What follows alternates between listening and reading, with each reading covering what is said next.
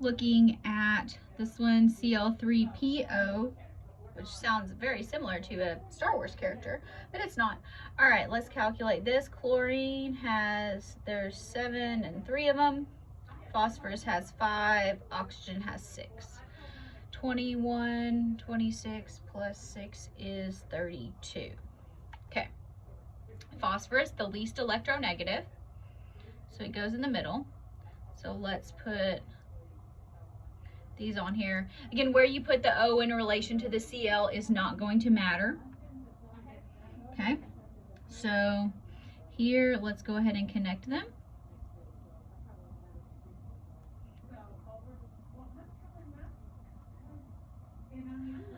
All right, so here, when we do all these, we get 32. All right, so let's look at formal charges.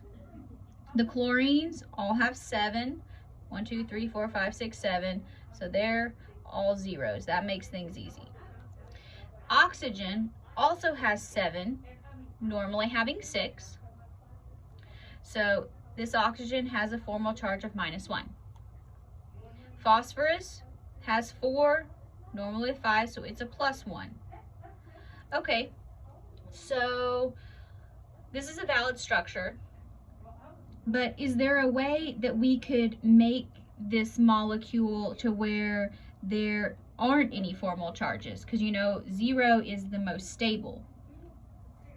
So what if you said we keep everything this way and keep all the chlorines the same because they're already 0. We like that. We don't need to change it. And what if instead of making this a single bond, we made it a double bond and they shared? Because remember, phosphorus can have the expanded octet. Now, the chlorines are all 0. And this oxygen here, 1, 2, 3, 4, 5, 6, it's now 0. And the phosphorus, 1, 2, 3, 4, 5, is also 0. So I'm going to put a star here. This is actually the most stable structure. So while this is valid, this is where the molecule is going to spend the majority of its time. Okay, let's look at I3, -1. So here we have 3 times 7, add 1, so we've got 22. So iodine, iodine, iodine, 2, 4, 6, 8, 10, 12, 14, 16, 18, 20, and I need another pair. So I'm gonna make this to where it's a little bit easier to see. So I'm gonna put it right there for 22.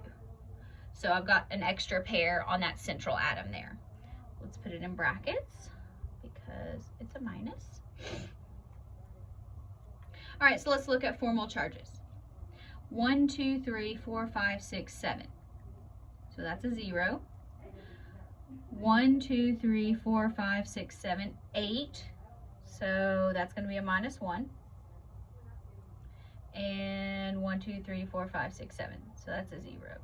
There's not really any way that we can get around having a -1. We don't put extra electrons on out terminal atoms, only on the one in the middle.